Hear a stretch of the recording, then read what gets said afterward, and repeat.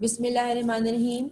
آج میں آپ لوگوں کو تاریخ کا باب نمبر 4 اساس نظریہ پاکستان کے مختصر سوالات جو ہیں ان کے جوابات بتا رہی ہوں، پڑھا رہی ہوں، اس کو غور سے سنیں اور کوئی مسئلے مسائل ہیں تو آپ مجھ سے بعد میں پوچھ سکتے ہیں۔ پہلا سوال، تجویز دلی سے کیا مراد ہے؟ تجویز دلی سے کیا مراد ہے؟ قائد اعظم نے اس پر غور کرنے کے لیے 1927 میں دلی میں مسلمان قائدین کی کانفرنس بلائی۔ قائد اعظم نے اس پر میں آپ کو بتا دوں کہ کانگریس جو تھی وہ مسلمانوں سے مطالبہ کر رہی تھی کہ اگر مسلمان اپنے جداگانہ انتخابات کے اصول کو چھوڑ دیں تو کانگریس ان کے باقی سیاسی جو تحفظات ہے ان پر نظر ثانی کرے گی اور ان کے باقی مطالبات مانے گی۔ ٹھیک ہے، تو قائد اعظم نے اس پر غور کرنے کے لیے 1927 میں دلی میں ایک مسلمان قائدین کی کانفرنس بلائی۔ انہوں نے مسلمان رہنماؤں کو بلایا اور کہا کہ سیپریٹ الیکشنز جو ہیں وہ چھوڑ کر ہم اپنی مطالبات جو ہیں دوسرے مطالبات پہ انہوں نے غور کرنے کے لیے مسلمان رہنماؤں کو بلایا۔ اس کانفرنس نے مسلمانوں کے مسائل پر غور کرنے کے بعد چند تجاویز دیں۔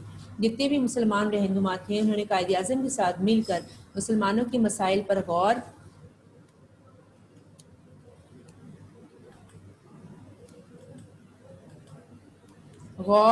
کرنے کے بعد چند تجاویز مرتب کی، انہیں تجاویز دلی کہتے ہیں۔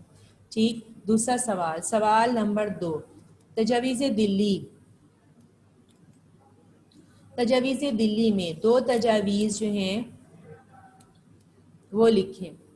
تجاویز دلی میں دو تجاویز لکھنی ہے۔ پہلا، سندھ کو بمبئی سے الگ کر کے ایک علیحدہ صوبہ بنایا جائے۔ میں نے آپ کو بتایا تھا سندھ اور بمبئی ایک ہی صوبہ تھے، بمبئی بہت بڑا تھا، سندھ کمپیریٹیولی ایریا وائز اور جو تھا وہ کم تھا، اور وہاں پہ مسلمان تھے سندھ میں، ہندو جو تھے بمبئی میں تھے، اور بمبئی ایک ڈیولپڈ صوبہ تھا۔ تو قائد اعظم محمد علی جی نے فرمایا کہ اگر سندھ اور بمبئی کو الگ کر دیا جائے گا تو ان دونوں صوبوں میں ترقی کے لیے جو ہے وہ کام ہو سکتا ہے۔ دوسرا، صوبہ سرحد اور بلوچستان، یہ اس زمانے میں دو ایسے صوبے تھے جن کو صوبوں کا درجہ حاصل نہیں تھا، بلکہ ایک مطلب وہاں پر کیونکہ صوبے کے درجے حاصل نہیں تھا تو وہاں پہ جو آئین تھا وہ نافذ نہیں ہوتا تھا۔ ٹھیک ہے، لیکن صوبہ سرحد اور بلوچستان میں دوسرے صوبوں کی طرح آئینی اصلاحات نافذ کی جائیں، یعنی کہ آئین میں جو اصلاحات دی جاتی تھیں، جو بھی گورنمنٹ نے کانسٹیٹیوشن بنایا تھا اس کانسٹیٹیوشن کے اکارڈنگ جو رولز جو تھے دوسرے صوبوں میں تھے وہ صوبہ سرحد اور بلوچستان میں موجود نہیں تھے، کیونکہ صوبہ سرحد اور بلوچستان جو تھے انہیں دوسرے صوبوں کی طرح جو تھا وہ نہیں رکھا گیا تھا۔ سوال نمبر 3، قائد اعظم نے 14 نکات کب پیش کیے؟ 28 مارچ 1929 میں مسلم لیگ کا اجلاس دلی میں منعقد ہوا۔ ٹھیک ہے، 14 نکات جو تھے وہ نہرو رپورٹ کے اگینسٹ آئے تھے۔ ٹھیک ہے، یاد ہوگا میں نے آپ کو ریڈنگ کرائی تھی۔ ٹھیک ہے، سائمن کمیشن آیا تھا، سائمن کمیشن میں جب پھر لارڈ برکن ہیڈ نے جب کہا کہ اگر مسلمان اور ہندو مل کر کوئی آئینی دستور بناتے ہیں تو ہم اسے ایکسیپٹ کریں گے، یہ تو کسی بات پر ایک نہیں ہوتے، تو پھر نہرو رپورٹ آئی تھی اور نہرو رپورٹ سراسر جو تھی وہ مسلمانوں کے خلاف تھی، اس کے اگینسٹ قائد اعظم محمد علی جناح نے 14 نکات پیش کیے تھے۔ 28 مارچ 1929 میں مسلم لیگ مسلمانوں کی جماعت، ڈیٹ 28 مارچ 1929 میں انہوں نے ایک اجلاس دلی کے شہر میں ایک اجلاس مسلمان پارٹی تھی مسلم لیگ، اس نے منعقد ہوا۔ ٹھیک ہے، قائد اعظم نے اس اجلاس میں مسلمانوں کے نقطہ نظر سے قائد اعظم محمد علی جناح نے یہ جو اجلاس 28 مارچ 1929 میں ہوا تھا مسلمانوں کے نقطہ نظر، مسلمانوں کے پوائنٹ آف ویو سے رہنما اصولوں کا کچھ اصول پیش کیے، ان کا ایک خاکہ پیش کیا جس کو بعد میں قائد اعظم کے 14 نکات کے نام سے وہ مشہور ہوئے۔ ٹھیک ہے، سوال نمبر 4، پہلی اور دوسری گول میں اس کانفرنس کب منعقد ہوئی؟ کیونکہ جب پہلی اور دوسری جو گول میں اس کانفرنس تھی، جب خطبہ الہ آباد کا علامہ محمد اقبال جو تھے انہوں نے دیا تھا تو اس کے وہاں برطانیہ میں جو تھے گول میز کانفرنسز ہو رہی تھیں۔ ٹھیک ہے. برطانوی حکومت نے اصل میں قائد اعظم محمد علی جناح نے ان کو لیٹر لکھا تھا برطانوی حکومت کو کہ ہم مسلمانوں کے مسائل پہ کچھ ڈسکشن کرنا چاہتے ہیں. تو اس پر برطانوی حکومت نے کیا کیا کہ برطانوی حکومت نے 11 نومبر 1930 کو برطانوی حکومت نے 11 نومبر 1930 کو لندن کے شہر میں گول میز کانفرنس منعقد کرنے کا اعلان کیا. ٹھیک ہے. کانگریس نے اس کانفرنس میں شرکت نہ کرنے کا فیصلہ کیا کیونکہ گول میز کانفرنس مسلمانوں کے مسئلے مسائل پر بلکہ بر صغیر کے بھی مسئلے مسائلوں پر جو تھا وہ غور کرنے کے لیے تھی. اس پہ کانگریس جو تھی اس نے کہا کہ ہم اس جو ہے کانفرنس میں وہ شرکت نہیں کریں گے. ٹھیک ہے.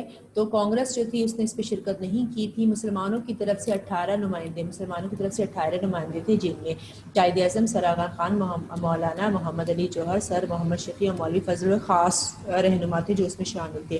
دوسری گول میز کانفرنس جو تھی وہ 7 ستمبر 1931 دوسری گول میز کانفرنس 7 ستمبر 1931 کو لندن میں دوسری گول میز کانفرنس جو تھی وہ منعقد ہوئی. ہندو رہنماؤں نے انہوں نے کہا کہ جی ہندو اور مسلمانوں کے جو فرقہ وارانہ مسئلے ہیں اس کے حل کے لیے انگریز حکومت کو انہوں نے اختیار دیا کہ انگریز جو ہیں وہ مسلمانوں کے اور ہندوؤں کے جو فرقہ وارانہ کلیشز ہیں ان کو ختم کریں. اس کانفرنس میں اقلیتوں کے مسائل کے حل پر زور دیا گیا. ٹھیک ہے. اس کانفرنس میں جو اقلیتیں یعنی کہ مسلمان ہیں اور سکھ ہیں ان کے مسائل پر زور دیا گیا.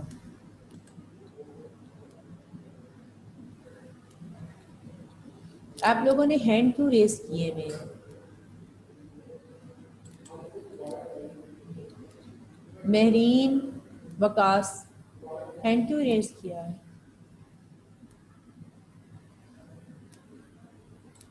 ابھی آپ ہاں ہینڈ کیوں ریز کیا ہوا ہے؟ 1 منٹ. السلام علیکم ٹیچر. وعلیکم السلام. ہینڈ کیوں ریز کیا ہوا ہے؟ جو میں نے پوچھنا تھا ایک کوشچن. 1 منٹ میں پہلے پڑھا دوں پھر سوال کیجیے گا. ٹھیک ہے. بس یہ تھوڑا سا ہی رہ گیا. ہاں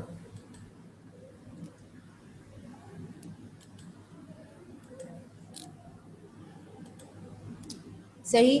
جو 7 ستمبر 1931 کو لندن کے شہر میں دوسری گول میز کانفرنس جو تھی وہ منعقد ہوئی اور ہندو جو تھے رہنماؤں نے فرقہ وارانہ مسئلے کے حل کے لیے انگریز حکومت کو اختیار دیے تھے. ٹھیک ہے.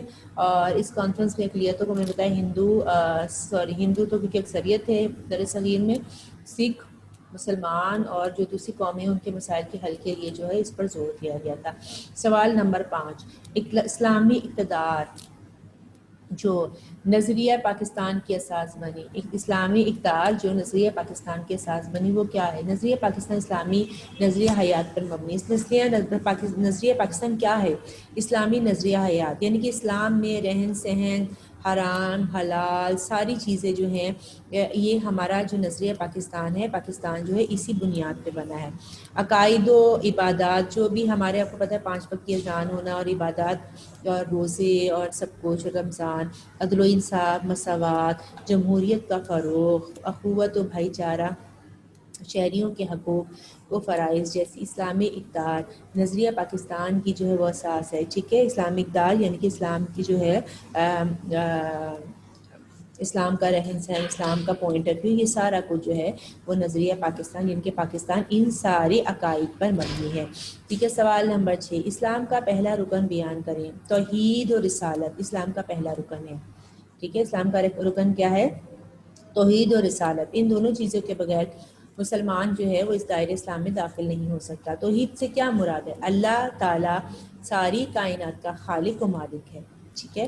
اس کا کوئی شریک نہیں اور نہ ہی کوئی چیز اس کے علم سے باہر ہے. سوال نمبر 7. عقیدہ رسالت سے کیا مراد ہے؟ عقیدہ رسالت کا مطلب رسولوں پر ایمان لانا ہے. ہر نبی پہ ایمان لانا مست ہے، لیکن دائرہ اسلام میں آنے کے لیے لازم ہے کہ رسالت کو دل و جان سے تسلیم کیا جائے. ٹھیک ہے. جتنے بھی انبیاء کرام ہیں ان پر جو ہے وہ ایمان لانا مست ہے، کسی اعتبار سے بھی اس پہ شک و شبہ نہ کیا جائے. قرآن خاص طور پہ قرآن اور اسوہ رسول صلی اللہ علیہ وآلہ وسلم، نبی پاک صلی اللہ علیہ وسلم کو آخری نبی ماننا اور ان کی جو ہے لائف جیسے ہے اس پر عمل کرنا، حدیثوں پہ کو فالو کرنا، قرآن کو فالو کرنا، سرچشمہ ہدایت ماننا عقیدہ رسالت کا لازمی تقاضا ہے۔ سوال نمبر 8واں سوال ہے، اسلام کا دوسرا اور تیسرا رکن کون سا ہے؟ اب سوال نمبر 8، اسلام کا دوسرا اور تیسرا رکن کون سا ہے؟ اسلام کا دوسرا رکن نماز ہے، ٹھیک ہے، جس کو مقررہ اوقات کے مطابق ادا کرنا فرض ہے۔ دراصل اقامت الصلاۃ اذان کو کہتے ہیں، اذان کو کہتے ہیں۔ اقامت دین کا وہ نمونہ ہے، اذان دین کا وہ نمونہ ہے جس کا ہر روز مظاہرہ ہوتا ہے، ٹھیک ہے۔ میں نے آپ لوگوں کو شارٹ کوسچن آنسرز کرا دی ہیں تاریخ باب نمبر 4 اساس نظریہ پاکستان کے۔